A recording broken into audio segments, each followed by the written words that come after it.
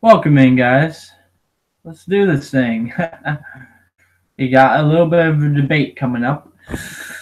In this debate,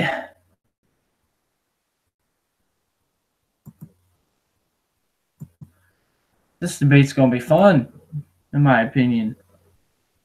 Boy, will it be ever fun to see these two juggernauts go up against each other in a debate. Number 1, Alabama. Number 2, Clemson. Number 3, Notre Dame. Number 4, Georgia, as we expected. The debate came at 5 and 6, where there were, from my perspective could be misled, was about 50-50 to Oklahoma and Ohio State. Number 5 is Oklahoma. Number 6 is Ohio State.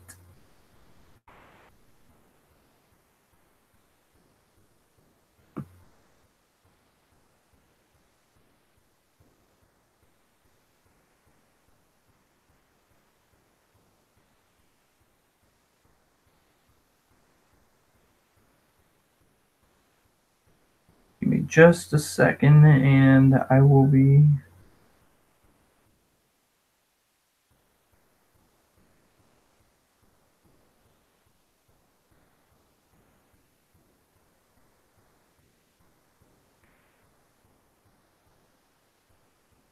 All right. So this is a debate that we're going to have for a little while. It'll be a fun one. And make sure you guys chime in the chat, because I certainly do want your feedback. So let's go ahead and start breaking down the resume. That's what we need to do first to get these teams out of the way. So we're going to start with comparing the resume, and then the offense and defensive ranks will be next, and then the metrics will be the final, and then my takeaway from what we have gone through. So Ohio State has beaten current, and all these rankings are going to be current. Ohio State did not beat a top 20 TCU team. TCU is not a top 20 team because when they played Oklahoma, they were unranked at the time. At the time doesn't matter. What matters is now. That's what we're looking at. So Ohio State's top 25 wins to this point is at home against Michigan, number 7, ranked 62-39.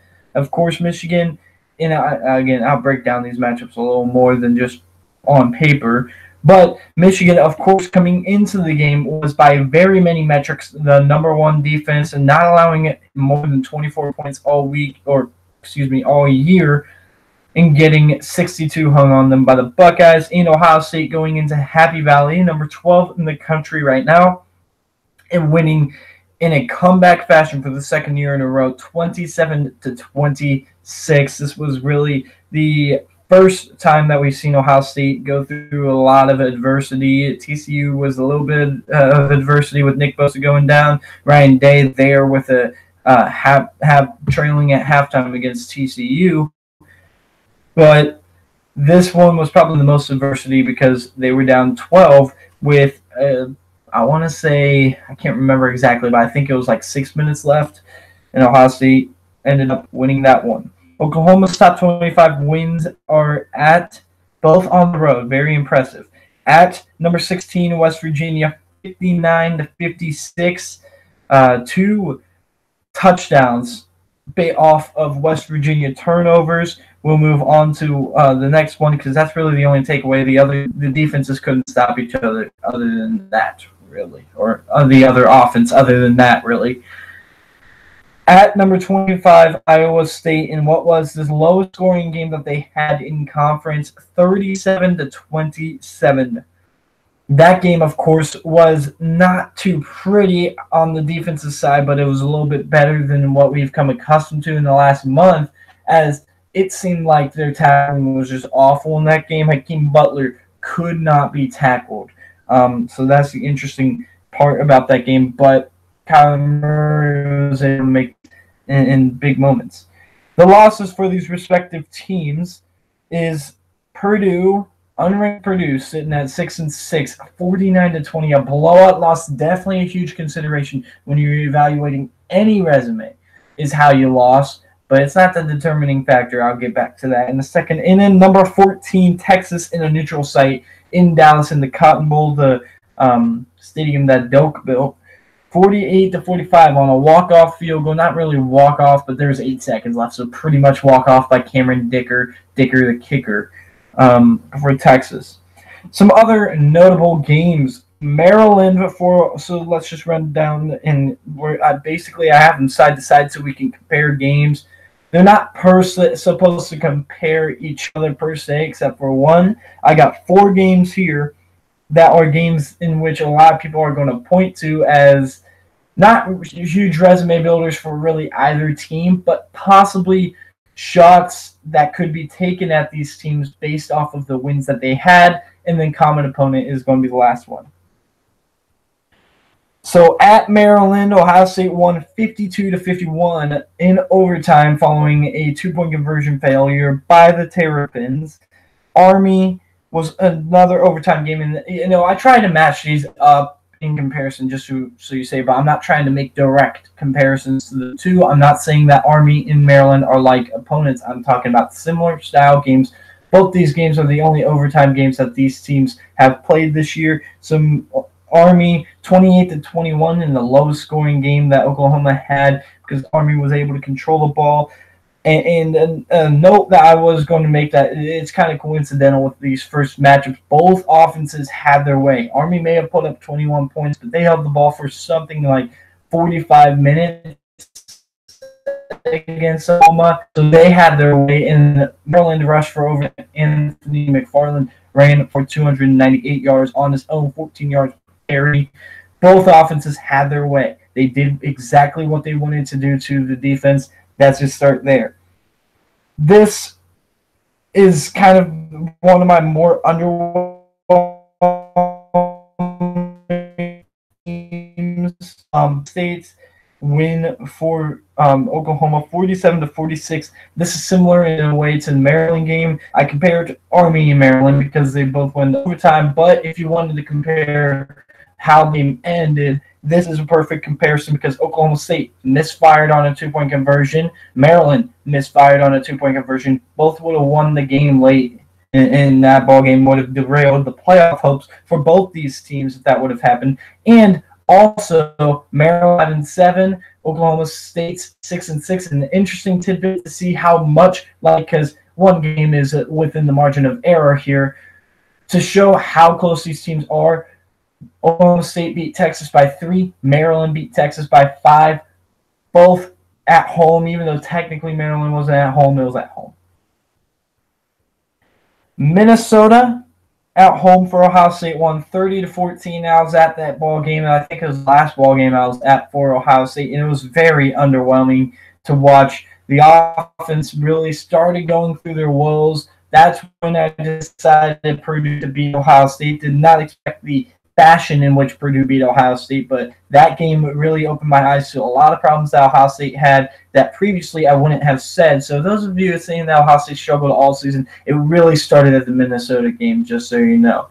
But anyway, moving on, they are compared a little bit to Kansas because I think both times was really the exposure, the coming out party of the poor play on each side, because Minnesota possessed the ball also, and they were able to move the ball a lot in that game and really just had the ball bounce the Buckeyes' way, and that's how Ohio State won by 16. Oklahoma on the other side completely exposed by Kansas, who's the 96th scoring offense in the country, scoring 40 points.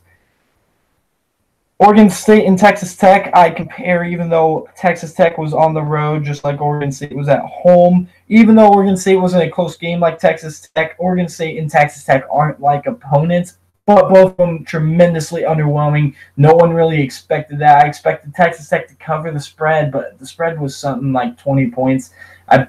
I said they would probably barely cover it. It would be like a 52-35 type of game. I don't know what I said, but 51-46, definitely underwhelming there. And then to open the season for Ohio State, it really wasn't what I was expecting on both sides of the ball.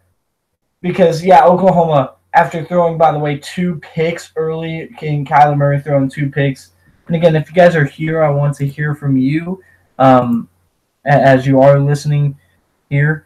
But anyway, 51-46, Kyler Murray overcoming a lot of adversity early in that game, throwing 2 picks, scoring a lot of points, 51 points against, not even one of the better defenses that they played, but okay defense. And Ohio State putting up 77, which is the most points put up by either one of these teams this season against Oregon State in the opener. 2 games where they were underwhelming on defense, and offense looked tremendous. The like opponent versus TCU neutral site. Even though it's a neutral site, I'm going to go ahead and try to call it a TCU home game, considering it was about 20 minutes down the road from Fort Worth in TCU's home stadium. And then at TCU, now I think that the big key here is 2 things. This was a close game in the third quarter for Oklahoma, close game in the third quarter for Ohio State. Both Oklahoma pulled away a lot better. Ohio State did not. Now, I want to say this as an asterisk, and maybe it's just me making excuses, and I'm guaranteeing you, if you watch my last videos, if you know who I am, I guarantee you know where I'm going with this debate. I'm just breaking down metrics. A lot of people try to point to the common opponent here with TCU. I think it's almost an irrelevant stat because of 2 reasons. 1, Week 3 versus Week 7. TCU was tremendously banged up in Week 7.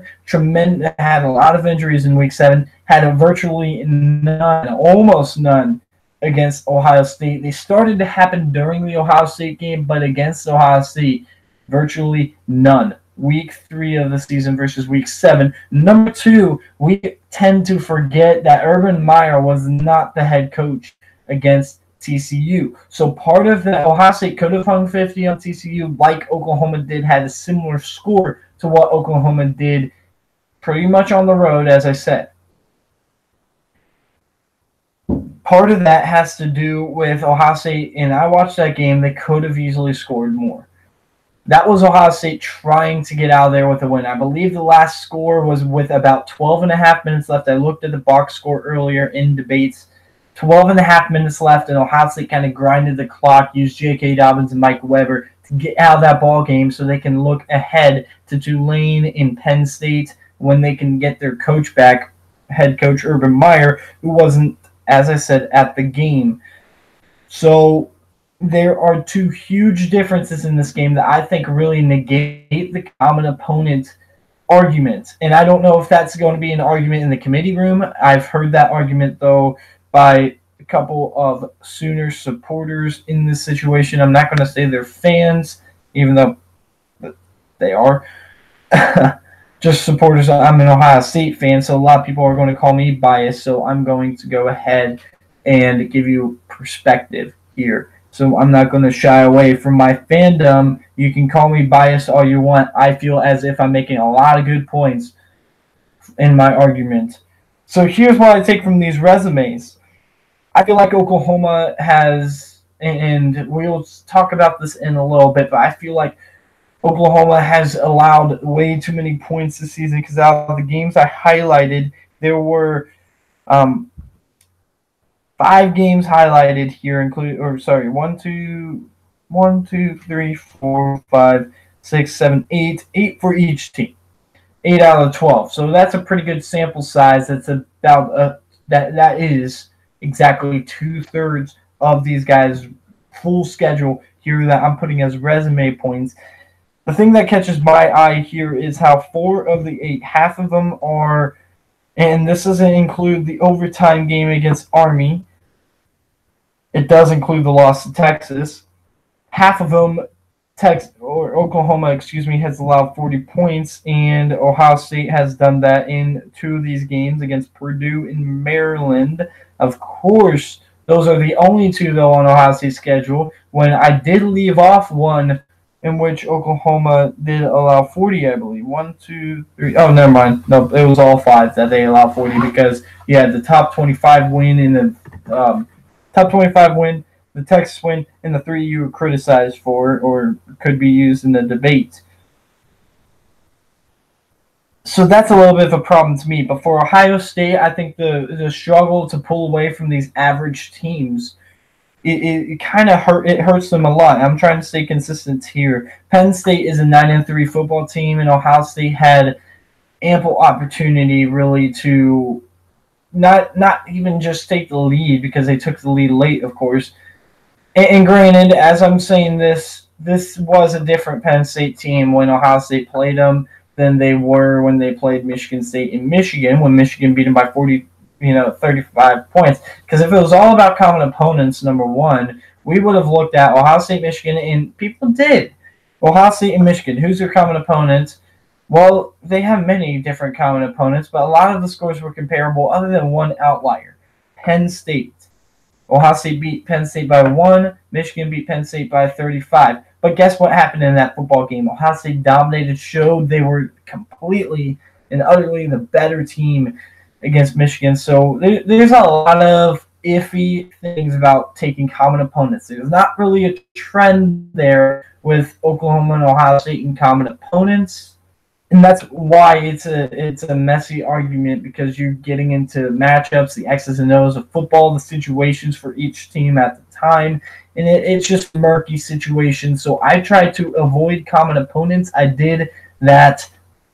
I've been doing this year because you can talk about TCU and opponent to Ohio State in Oklahoma. I can argue that Ohio State beat Maryland, Maryland beat Texas beat Oklahoma. It's just a murky situation. I get that's not a direct common opponent. You can get a better read out of two teams with TCU and Oklahoma. But like I said, different situations arise, and it's very difficult to really make an argument based off of that. So I'm going to go ahead and move on to the team rankings, which we're going to go ahead and do points per game, which you got Oklahoma number 1 in a couple categories here, starting with points per game with 50.3 points per game. That's a lot of points per game, guys. Averaging over 50 is historic. Fantastic and a great job by Oklahoma's offense. Ohio State is averaging 43.3, exactly 7 under that, with 7 points per game. And I'll get back to that because there can be an argument used for Oklahoma coming up. Yards per game, they're 1 and 2, separated by only 40 yards. I can't math. 584.2 and 544.6. 1 Oklahoma to Ohio State.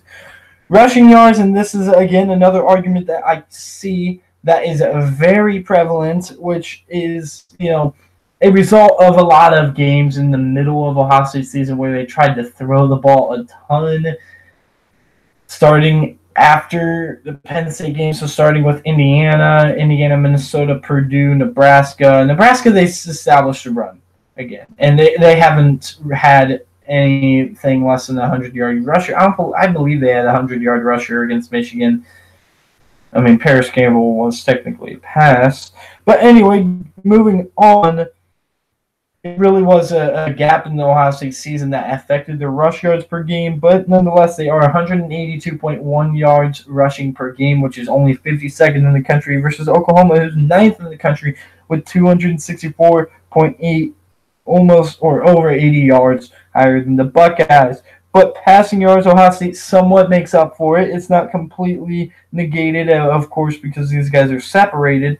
But passing yards, Ohio State's 2nd in the country, only behind Washington State at 362.5, Oklahoma's 319.4, which is 9th in the country. So the offenses are decently comparable. They are not necessarily separated by a whole lot of margin.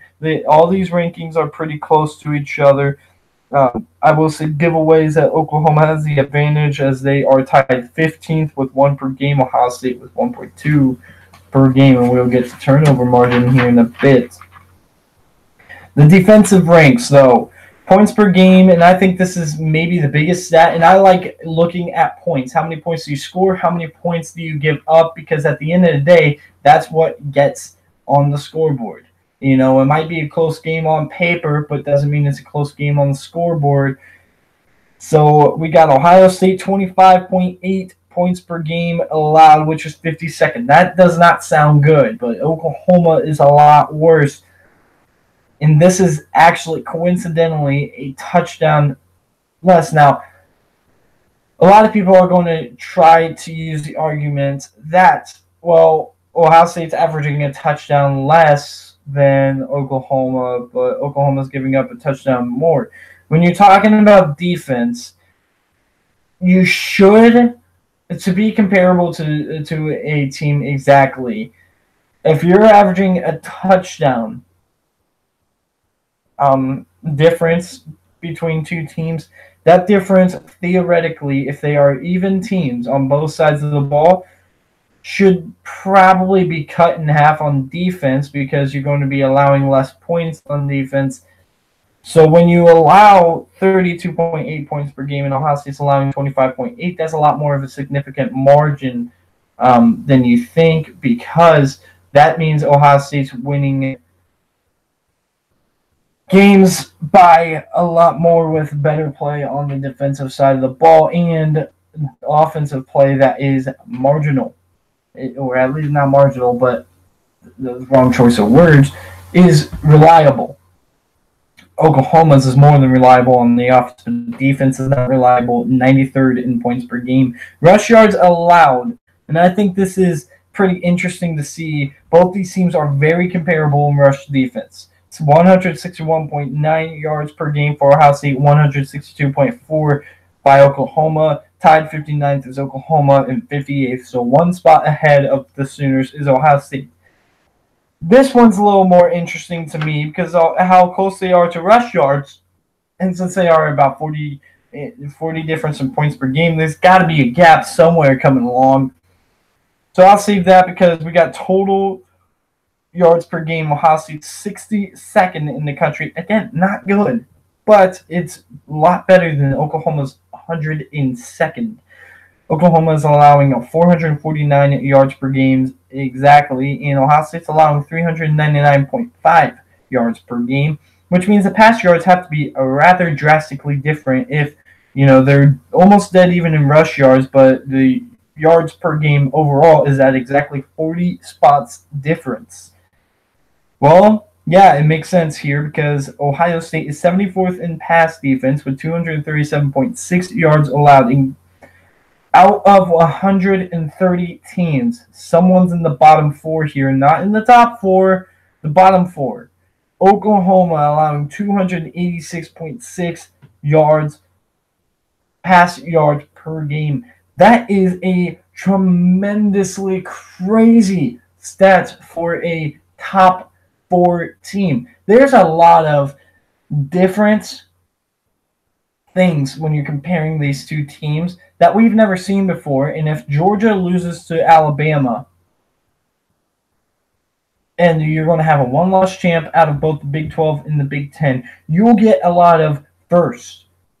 You won't get a defense that was ever this bad in Oklahoma. Oklahoma's defense last year was probably more comparable to Ohio State's. A couple more NFL players on that Oklahoma defense, maybe a little worse than this Ohio State defense, but Ohio State's definitely not the worst defense that we've seen in the college football playoff if they were to make it this year, but they would have easily the worst loss out of any playoff team. That was almost last year when Ohio State lost by 31 to Iowa. I would say, though, that this loss by 29 against Purdue is worse because Purdue's a worse team than Iowa was last year, worse losses. But that's getting off on a tangent here. We would be talking about the worst defense we have seen in the playoff era if we're talking Oklahoma into the college football playoff. And I will get to my point here in a bit. I'm going to drive this home. But moving on, turnovers, there were takeaways per game, only 0.8 for Oklahoma. That's not even a full turnover. That's not even one turnover per game, which is 122nd in the country. And Ohio State's actually not too bad in takeaways. They aren't great. They've definitely gotten better as the season gone along. They've had troubles getting turnovers early in the season. But they're now averaging 1.7 turnovers or takeaways per game, which is tied 31st, actually, which is not bad, which leads to this point that could be huge and drastic in talking about these two teams, because when you're playing against the Alabamas and Clemsons, what's going to happen or what's going to matter a ton is going to be turnover margin. And turnover margin right now is favoring Ohio State pretty drastically. There's 7 turnovers difference between Oklahoma and Ohio State. Ohio State is +5 in turnover margin, meaning that they forced 5 more throughout the season. They forced 5 more turnovers than they have turned the ball over. So I don't know the exact number of turnovers that they have or the exact number that they've caused. Can't remember what it is. I had it. I should have written it down like I have everything else written down. But let's just say hypothetically, State has turned the ball over 10 times, which is probably around where they are, and they've forced 15 turnovers. That's how they +5, because if you do the math, 15 minus 10 is 5. Now, Oklahoma is -2, which means they have turned the ball over more on offense than they have caused turnovers on defense. And that's not a shot at the offense, because the offenses are really comparable. I think they were tied in turnovers. They were actually exactly tied in turnovers, period, plain simple. On offense. So these offenses are comparable when it comes to turnovers. I think the big difference here is Ohio State's defense is forcing a lot more turnovers than Oklahoma is. And that's why you see Ohio State and Oklahoma coming in. When you compare the two, Ohio State's 91 spots above Oklahoma in terms of turnovers forced. And that's why you see that turnover margin such a drastic difference. So let's say we use that 10 number again, since they are. That means Oklahoma has only forced 8 turnovers all season. So when you look at -2 versus +5, it's an issue. So that's really what I take away from this. Oklahoma's dominant on offense. Ohio State has great offensive stats, but they have a little bit of a downfall with the rushing yards, and that's something that you can look at as a weakness. Ohio State has a definite edge between Oklahoma's defense and Ohio State's defense, but Ohio State's defense isn't great. It is pretty average in all the rankings and metrics, despite the fact that they don't have average talent. Moving on to the quick metrics, I'm just going to go through this. FPI and strength of record literally cancel out each other. I don't know what the committee room values higher, but I value them rather the same, because they're evaluating teams in a similar fashion. These computer rankings, FPI has Ohio State 6, Oklahoma 5. Strength of record has Ohio State 5, Oklahoma 6. So both those really cancel each other out. Same with the FPI rankings. Now the FPI, and I'm guaranteeing you that strength of record is thinking the same way, but there's no way of me knowing. But the FPI actually lists in rankings an order of how they feel these teams are. They are saying Ohio State and Oklahoma are so comparable. They have the exact, I don't know why that the FPI gave Oklahoma the nod to the 5 and Ohio State 6. But when you stack them up, they got even rankings or ratings in the FPI.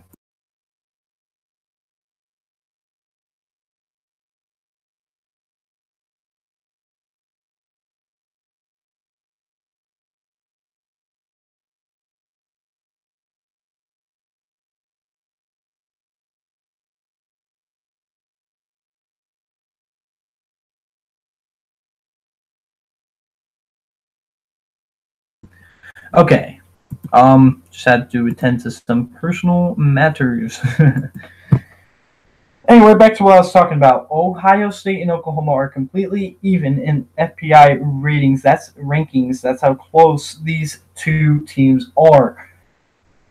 The game control metric may be the one. I don't know if it is. I'm not in the committee room, but maybe this is the one that drove Oklahoma to that number 5. And it's a very good argument if you want to use this. And I'm surprised a lot more people aren't using this argument, because I would be conceding this is a fair argument. A lot of these arguments that people are making, I will talk about the other arguments in a bit after I make my argumentative statement. Game control, Oklahoma's 7th in the country, and Ohio State only 17th. Now, that's not great for a playoff team to be 7th, because playoff teams should theoretically at least be in the top 5. But you're talking 17, you're talking outside the top 15 in game control. That's not good. But strength of schedule also favors Oklahoma, which has been referenced, but not to the point where I'd figure, and again, I will drive that home later. 34th in strength of record, 48 or strength of schedule, and 48th is Ohio State's strength of schedule, which I think has to do with the out-of-conference schedules here. I think the out-of-conference schedules is pretty big here when you talk about Ohio State. What is their out-of-conference schedule? Well, you got a 6-6 American team in Tulane, which I'm not going to say that is a bad out-of-conference scheduled game because the American's the best Group of 5 conference. However, it is a 6-6 team in there, so it would be comparable to that of a Buffalo. Wouldn't even, or really not even a Buffalo. That would be a little bit too high of praise. I would say maybe like I'm trying to find a great comparison for this. Maybe a Fresno State. No, that point is it's to probably about an 8-4 Mountain West team or a 9-3 MAC team, who has about 2 or 3 losses in the MAC. Or to MAC type teams. And then you got TCU, who Oklahoma played, and Oklahoma beat by a wider margin, who's also a 500 football team and really barely got there too. I expected them to get there when they were 4-6. I thought they were going to win out, in which they did against Oklahoma State. I knew they would have some. It depended on me how Oklahoma State played against West Virginia, and if they were to play well, not even win, because I didn't think they really had any shot of winning, and they won. Once I figured that out, I'm like, just because of the trend of Oklahoma State getting up for big games and falling asleep for these marginal games, I have to go with TCU. TCU is going to make a bowl game. I thought they would beat Baylor because they're better. But nonetheless, that's a very average team, and then Oregon State's a very below average team, rather comparable to a Kansas, in which could be a common opponent. I don't know. I mean, could be a similar opponent, not common. But I don't want to do that. Moving on to Oklahoma's out-of-conference schedule, which is a little bit stronger, and I think the nod is because UCLA is not as bad as Oregon State is. UCLA is a little bit better in the same conference as Oregon State. FAU was supposed to be a lot better, but at the end of the day, they are a 5-7 Conference USA team. That's not impressive at all. You can not talk about FAU anymore in the Kiffin train. UCLA, you really shouldn't talk about, because I'm not gloating about the Oregon State win, or no Buckeye fans gloating about Oregon State, Tulane, or really TCU at this point. The wins that Ohio State's gloating on is conference wins. The big win, and I think this is interesting to talk about, because if you would have told me that this would be the biggest win out of the two teams, and this is the biggest win. If you told me that Army would be a bigger win than TCU in the preseason, I would have thought you crazy. And I love Army. I love Army. And I love watching them. I root for them every time between Army and Navy. Not that I have anything against Navy, and I will pick subjectively in those games. But I do love me some Army, family in the Army, all this. With that being said, if you would have told me that Army is the best out-of-conference game, I would have, number one, I probably would have paid for that pay-per-view if I would have known that would have went into overtime. And number two, I would have called you crazy. So the final thing is a playoff predictor for ESPN, predicting Ohio State actually to have a 48% chance. Now, I don't know if they updated this after the rankings came out today. I figured because a lot of ESPN and a lot of people who run the playoff predictor actually expected Oklahoma to be ranked. And this has a lot to do with the Texas game being a lot tougher of a test than Northwestern. Not that Northwestern's not a test. But 48% to Ohio State, 33% to Oklahoma. So what do I take away from this? I'm going to go ahead and put all this up. And I'm about to take 5 minutes Ohio State, 5 minutes Oklahoma, because we've gotten the gist that I am pro Ohio State in this case. And then I'm going to give a 5-minute counter argument. Ohio State has 2 better wins than Oklahoma's best win. if you take a look at the college football playoff rankings, notice how Michigan is number 7 in the country and Penn State's number 12. Penn State, in which was on the road. Those are better wins in the committee's eyes in terms of rankings, and if you talk about Michigan style too, because even though both of them have top 25 wins, Oklahoma doesn't have a single top 15 win. Ohio State does have two top 15 wins, 2 top 12 wins, 16 West Virginia and 23 Iowa State, both on the road by a margin of 13 points. If you compare that 13 points that they beat Iowa State and West Virginia by, and compare that to Ohio State beating Michigan by 23-24, so 24-13. So Ohio State's winning there in margin. And I also wanted to make this claim here about Ohio State, and I'm going to save another claim for a little later. But what we went through in defenses, and there's a lot of big stats that we looked at on defense. And the biggest stats to me are points per game. How many points are you allowing, and how many times are you giving the offense the ball to possibly get points themselves? Oklahoma forced 2 turnovers on Friday. I'm going to take a sip of this drink real quick, and we can move on.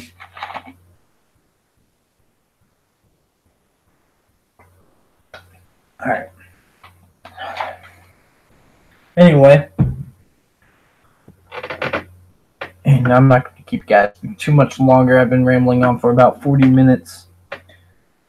Ohio State's defense is clearly a lot better in terms of 2 things. Points per game allowed, 40 spots ahead of Oklahoma in that margin, and 90 spots ahead in turnover margin, based on the fact that Ohio State is giving the ball more to their offense to do more with the football than Oklahoma is. And when you have that explosive of an offense with Oklahoma, if you have a defense that may not be good, give up as many yards as they do, give up as many points as they do, but if they can take the ball take the ball away from the offense on a more consistent basis, Oklahoma would not have to play a 15-point game against a crappy Kansas team. They would not have to play a 5-point game against Texas Tech, a 1-point game, against Oklahoma State, lose to Texas by 3 in West Virginia. By 3 was really, honestly, West Virginia shooting themselves in the foot, which I'll get to later. Ohio State has the better resume when you talk about their wins. And that is a huge asterisk to Ohio State's name, in my opinion. Strength of record shows that. FBI does kind of cancel that out, but according to the FBI, they are rather even. So if they are even according to the FBI, you cannot use the FBI as a serious, legitimate argument. You can use strength of record a little bit, but I wouldn't overuse that if you're an Ohio State advocate to make the college football playoff, because it would be kind of hypocritical of you to use one computer metric, one rating, based on a little bit of subjectivity versus another rating based on stats and a little bit of subjectivity as well, that really calculates for these teams to be even. Oklahoma supporters, fans, and advocates for them making the playoff, they would be in favor of saying that Ohio State has a worse loss. And this is the obvious argument. Ohio State lost by 29 to Purdue, granted on the road, and again, I'm speaking from the Oklahoma perspective. Granted on the road, and you got a little bit there, but not a 29-point nudge to a 6-6 ball team who lost to Eastern Michigan. And again, matchups were playing a huge issue. Also, Purdue was a streaky team. I'll give you that. But you cannot lose to that 6-6 team in Purdue that is really average. And this is the second time in a row we've seen this from Ohio State. So it's becoming a little bit of a trend. They lost to a 7-5 Iowa team by 31, lose to a 6-6 Purdue team by 29. You cannot do that. And then 51 points against Maryland, 52-51. Probably should have lost that game.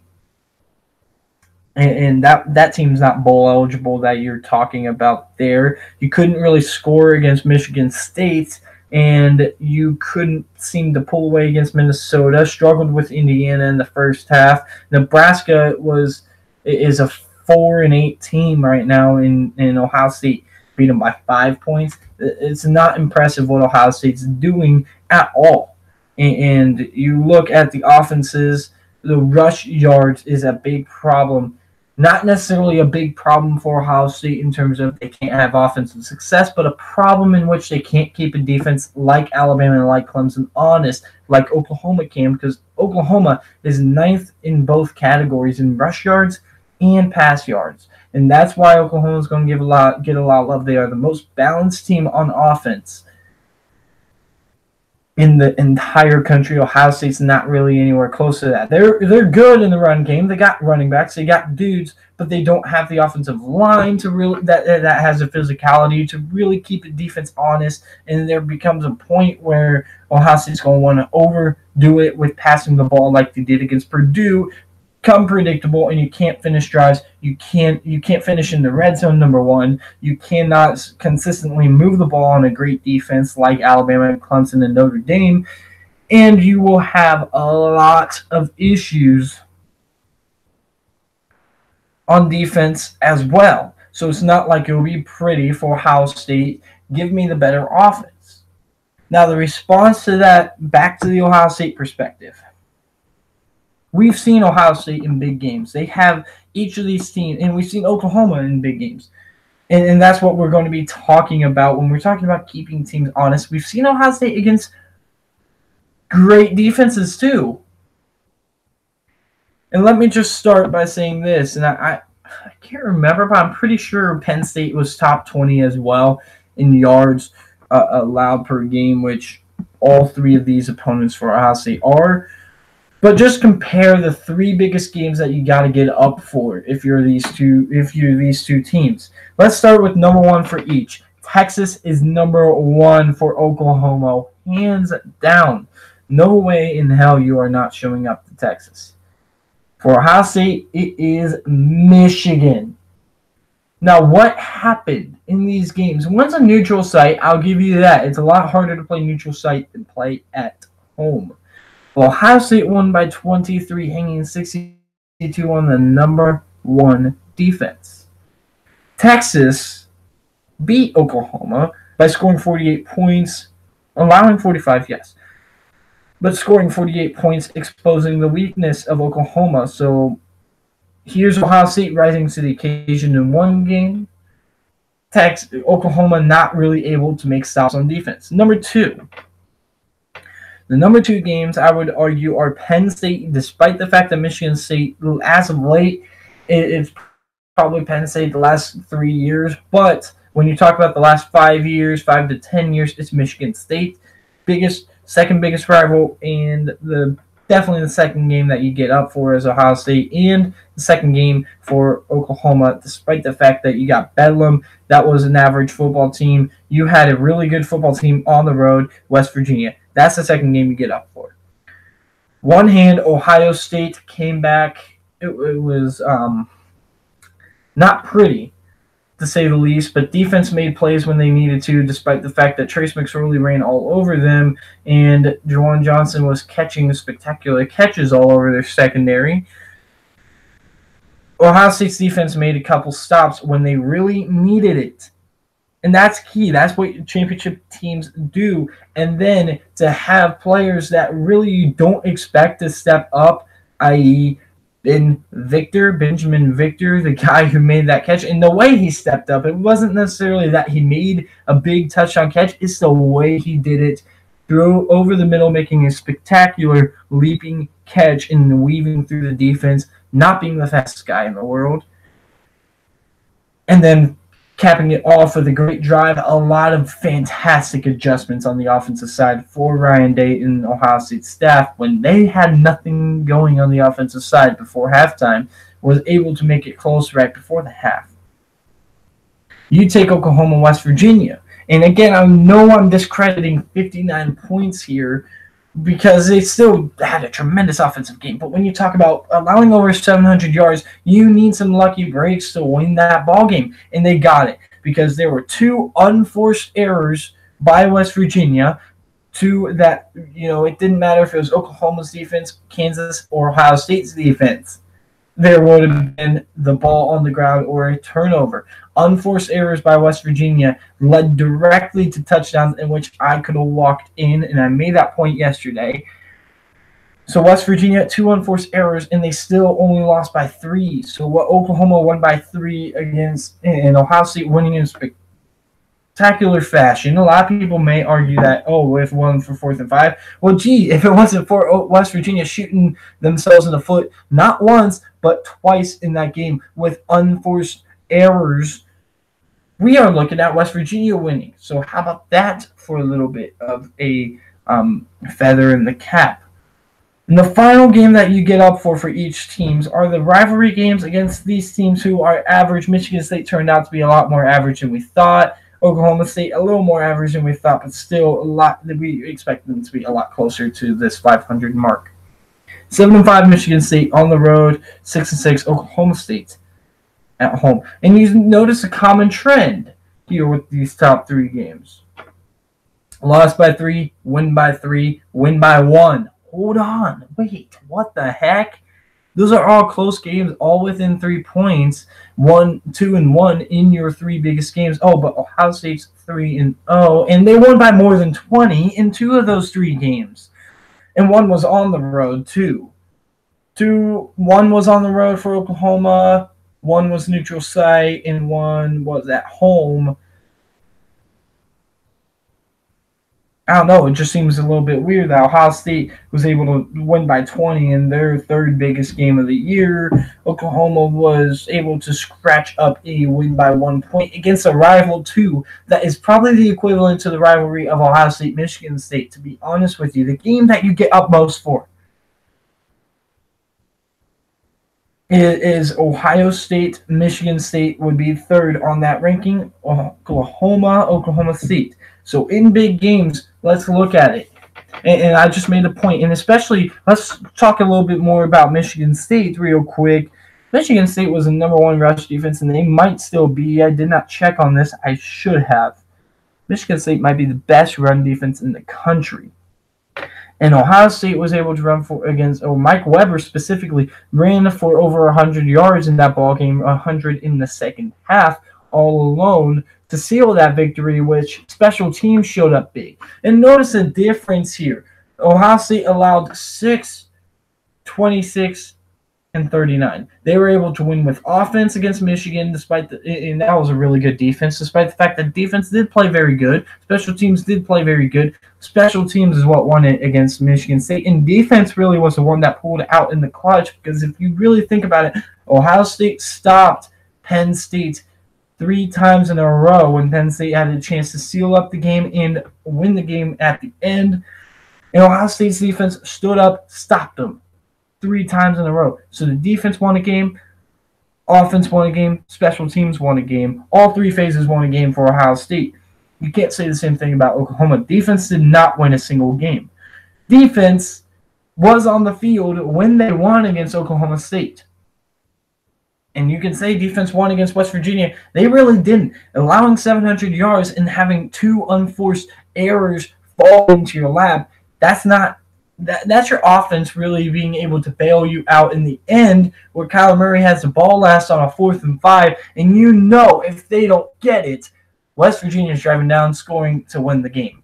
We all knew that. We all knew that if Kyler Murray didn't get that first down, West Virginia was winning.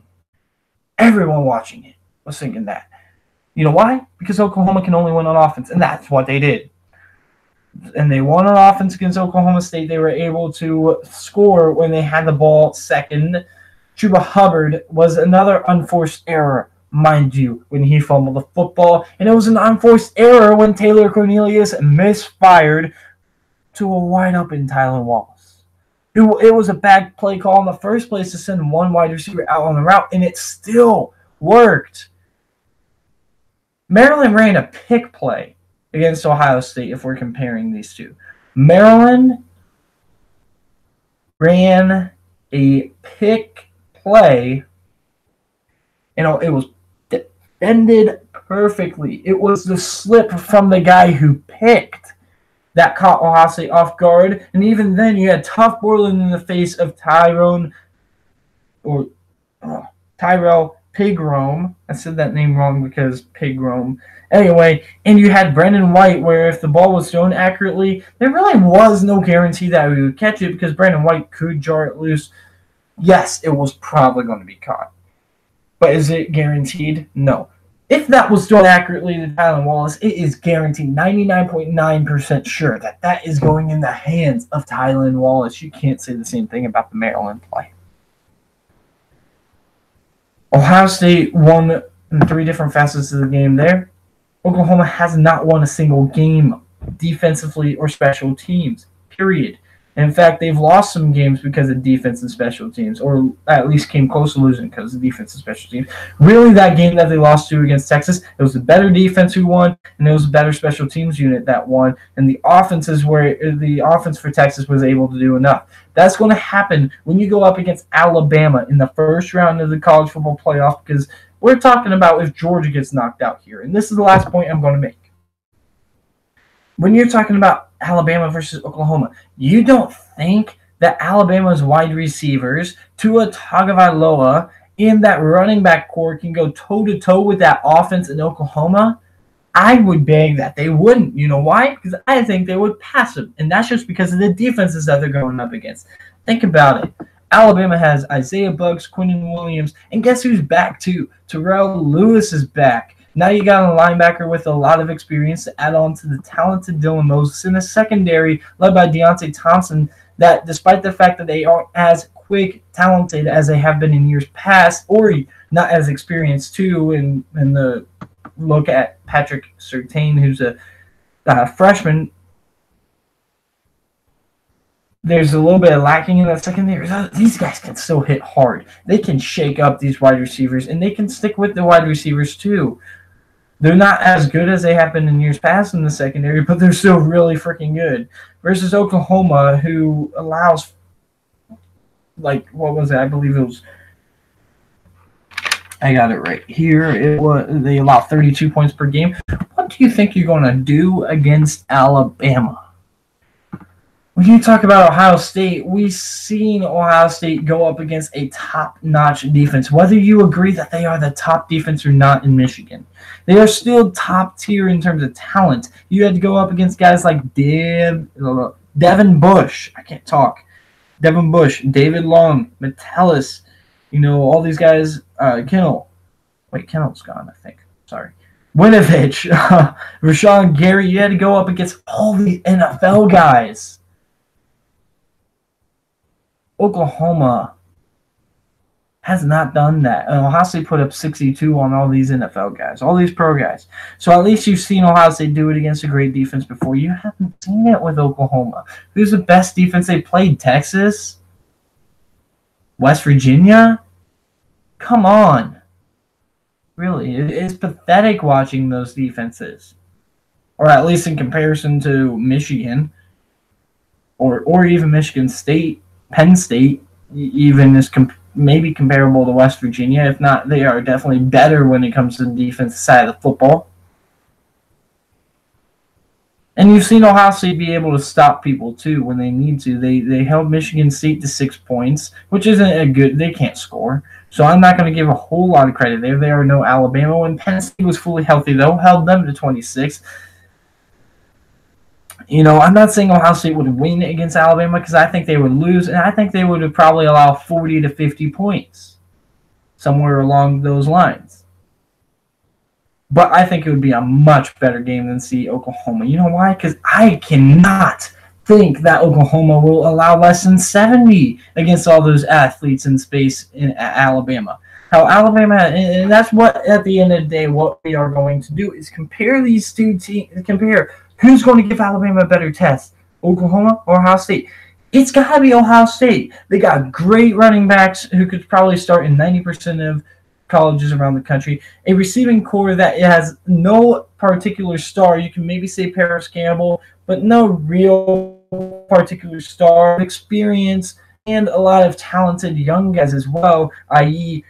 Chris Olave, Benjamin Victor, who's still a sophomore. Then you got guys like KJ Hill, Paris Campbell, Johnny Dixon, these guys who are also experienced and really talented.